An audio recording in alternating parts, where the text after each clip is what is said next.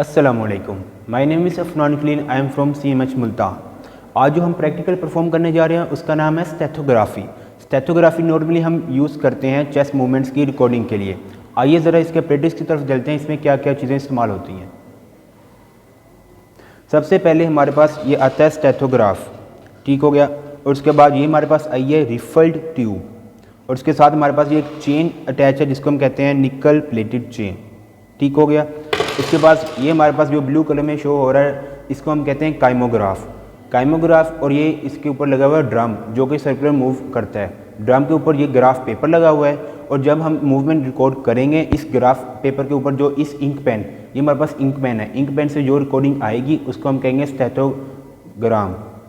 और साथ में हमारे पास ये है मेरिस टेम्ब्यूर। जब हम रिकॉर्डिंग सांस ले रहे होंगे तो ये अप एंड डाउन मूव करेगा, जिसकी वजह से यहाँ पर एक ग्राफ पेपर पर रिकॉर्डिंग यानी कि आएगी। अब हमारे पास एक सब्जेक्ट आ गया है, ठीक हो गया ना। अब हम प्रोसीजर को फॉलो करते हैं, किस तरह प्रोसीजर होता है इस इंस्ट्रूमेंट स्टेथोग्राफी का। सबसे पहले जो हमारे पास है वो जो है हमारे पास सब्जेक्ट है उसकी पोजीशन मैटर करती है। बैक इसकी स्ट्रेट हो सब्जेक्ट की, ठीक हो गया, और जो है वो सब्जेक्ट फुल रिलैक्स में हो, ना बैक डायरेक्ट वगैरह ना बैक स्ट्रेट हो, और जो है रिलैक्स मोड में। और ये हमारे पास जो स्टेथोग्राफ है इसको हमने लगाया 4th इंटरकोस्टल स्पेस पे। उससे भी पहले लगाने से पहले हमने ये चीज़ देखनी है कि जो हमारे पास सब्जेक्ट है उसकी जो बैक है वो यानी इसको फेस कर रही हो, यानी सब्जेक्ट इस चीज़ को यानी जो स्टेथोग्राफ है काइमोग्राफ उसकी जो रीडिंग्स है उसको ना देख सके, क्योंकि अगर वो उसको देख लेगा तो वो वॉलंटरली इसको कंट्रोल कर पाएगा, वो जो कि हमारे इंस्ट्रूमेंट के लिए ज़रूरी नहीं है। इस तरह इससे रीडिंग्स में जो है चेंजिंग आ सकती है। तो हमने पोजीशन जो है सब्जेक्ट की बैग इस पर यानी कि फेस करवाई हुई है, और सब्जेक्ट की बैग इरेक्ट भी है और जो है रिलैक्स भी है। 4 इंटरकोस्टल स्पेस पे लगाया है। इसको हम किस तरह लगाते हैं, एंगल ऑफ लुई। सबसे पहले हमें यहाँ से फाइंड करना है एंगल ऑफ लुई, ये 2nd इंटरकोस्टल स्पेस पे होता है ये। उसके बाद हमने ये 3rd इंटरकोस्टल स्पेस और ये 4th इंटरकोस्टल स्पेस। अब क्या होगा कि किस तरह यानी फॉलो करेंगे कि हम जो इसके प्रोसीजर्स हैं, डिफरेंट मैन्यूवर्स होते हैं, उसके हर मैन्यूवर के बीच में हम थोड़ा सा यानी कि नॉर्मल रेस्पिरेशन भी करवाएंगे। सबसे पहले ये होगा कि हम पेशेंट को कहेंगे आप नॉर्मल सांस लें, फिर इसको पानी पिलाएंगे, हमारे पास ये है पानी भी। पानी पिलाने के बाद फिर नॉर्मल सांस लें, फिर हम उससे यानी कि एक्सपायरेशन क्वाइट, डीप एक्सपायरेशन और इंस्पायरेशन और हाइपर वेंटिलेशन ये सब करवाएंगे। सबसे पहले जो हमारे पास मशीन को स्टार्ट करना है वो इस तरह है कि हमारे पास ये जो काइमोग्राफ है, काइमोग्राफ की ये जो स्पीड है वो 3 पर होनी चाहिए। काइमोग्राफ की हमारे पास डिफरेंट वैल्यूज़ होती हैं जो इस यानी इंस्ट्रूमेंट में हम यूज़ करेंगे इस प्रोसीजर प्रैक्टिकल के लिए। वो हमारे पास है 2.5 मिलीमीटर पर सेकंड। इसके लिए हम इसको यानी कि एरो को नंबर 3 पर रखेंगे। ये हमारे पास इस प्रैक्टिकल के लिए आइडियल है। तो हम स्टार्ट करवाते हैं अपना यानी कि प्रोसीजर। सबसे पहले ये है कि हम पेशेंट को कहेंगे कि वो अपना नॉर्मल सांस ले जिस तरह ले रहा है। ये जो हमारे पास इंक पेन है इसको हमने इसके साथ बिल्कुल अटैच कर देना है ताकि यहाँ पर रिकॉर्डिंग आ सके।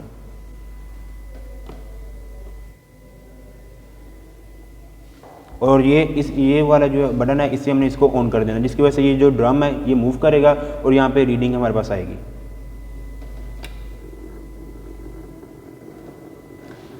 अब बस नॉर्मल अपना सांस लें। अब पेशेंट नॉर्मल सांस ले रहा है। अब थोड़ी देर बाद हम इनसे पानी पिलवाएंगे कि ये पानी पिए।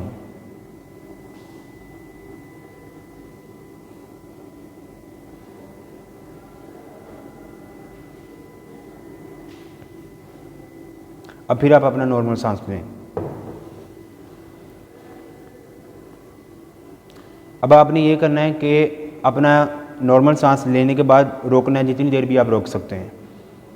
इंस्पायरेशन के बाद अपना सांस रोकें। अब फिर आप अपना नॉर्मल सांस लें।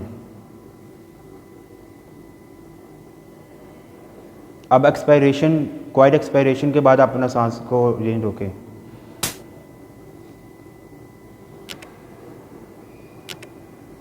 अब आप फिर नॉर्मल सांस लेने लगे हैं अपना।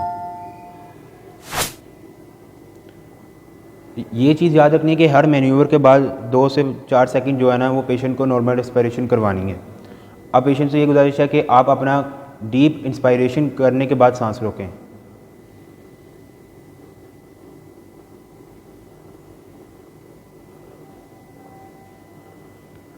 अब नॉर्मल सांस लें अपना। अब जैसे कि इन्होंने डीप इंस्पायरेशन की थी, अब डीप इंस्पायरेशन के बाद पेशेंट जो है नॉर्मल सांस ले रहा है। अब पेशेंट से गुजारिश है कि आप डीप एक्सपायरेशन करने के बाद सांस रोकें।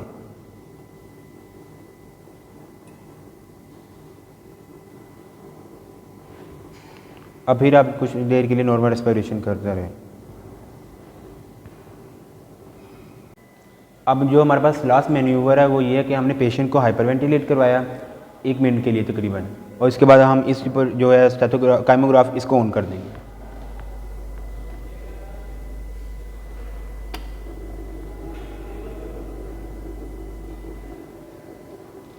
हाइपर वेंटिलेशन के बाद जब ये पेशेंट सांस लेगा तो वो गहरे गहरे सांस लेगा, जो कि हमें ये इस ग्राफ पेपर के ऊपर शो हो सकते हैं।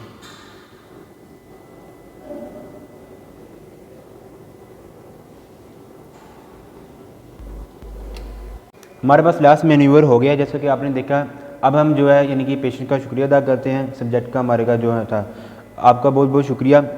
और जो हमारे पास जो स्टेथोग्राफ हमने लगाई हुई थी उसको हम अब उतारेंगे अभी।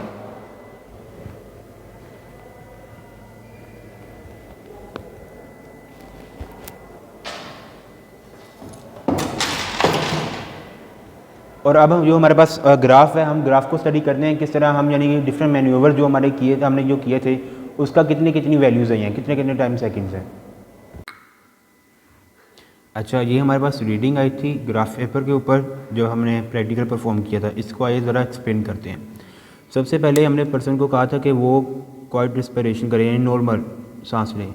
इसके लिए हमने सबसे पहले चीज़ ये याद रखनी है कि जो हमारे पास ये एक जो बॉक्स है ना, ये वाला स्मॉल बॉक्स, वो 2.4 सेकंड्स की इक्वल होता है। अब क्वाइट रेस्पिरेशन जितनी बॉक्स आए हैं उसको 2.4 से मल्टीप्लाई कर दें, वो उसका टाइम पीरियड आ जाएगा। अच्छा, क्वाइट रेस्पिरेशन के बाद हमने पेशेंट को कहा था कि वो पानी पिए, ठीक हो गया ना। ये डेग्लूटेशन एपनिया है। इसमें आप ये भी देख सकते हैं कि जो इंक पेन था वो मूव नहीं कर रहा था, वो एक स्ट्रेट सिंपल ये लाइन आई है, ये डेग्लूटेशन एपनिया आ गया। उसके बाद हमने फिर नॉर्मल रेस्पिरेशन करवाई थी पेशेंट से। उसके बाद हमने कहा था पेशेंट को कि आप इंस्पायरेशन करने के बाद अपना सांस रोकें, ये उसका टाइम पीरियड आ गया। बस जितना टाइम पीरियड होता है आपने एक बॉक्स को ना उसे 2.4 से मल्टीप्लाई कर देना। अब लाइक इस पर 1 2 3 ऑलमोस्ट 3.5 आ रहे हैं, उसको 2.4 से मल्टीप्लाई कर दे तो पता लग जाएगा। उसके बाद फिर नॉर्मल रेस्पिरेशन। उसके बाद हमने सब्जेक्ट को कहा था कि आपने ब्रेथ होल्ड करना है क्वाइट एक्सपायरेशन के बाद, ये उसका यानी कि टाइम पीरियड आ गया। फिर नॉर्मल रेस्पिरेशन, ठीक हो गया। उसके बाद हमने सब्जेक्ट को कहा था कि आपने डीप इंस्पायरेशन करनी है, यानी गहरा सांस अंदर लेने के बाद अपना सांस रोकना है। ये सारा टाइम पीरियड उसका आ गया इतना। डीप इंस्पायरेशन करने के बाद हमने फिर उससे नॉर्मल रेस्पिरेशन करवाई थी और फिर कहा था कि आपने गहरा सांस बाहर निकालना है और उसके बाद अपना सांस रोकें, ये उसका टाइम पीरियड आ गया, ठीक हो गया। फिर हमने पेशेंट को 1 मिनट हाइपर वेंटिलेशन करवाया था। उसके बाद जब हमने उसकी रीडिंग फाइंड की, ये हाइपर वेंटिलेशन की रीडिंग आ गई है। ये इनसे थोड़ा सा डिफरेंट हो रही है क्योंकि पेशेंट इसमें यानी गहरे सांस ले रहा था, क्योंकि हाइपर वेंटिलेट किया हुआ था पेशेंट 1 मिनट के लिए हमारे पास। तो आपने जिस भी यानी कि मैन्यूवर का टाइम पीरियड निकालना है उसको उसके बॉक्सेस गिन लेने सबसे पहले, फिर हर बॉक्स को 2.4 सेकंड से मल्टीप्लाई कर दें, वो उसका टाइम पीरियड आ जाएगा। होप सो आपको आज का प्रैक्टिकल समझ आ गया होगा और अच्छा लगा होगा। काइंडली अपने दोस्तों से शेयर करें, लाइक करें और कमेंट करें। अल्लाह हाफिज़।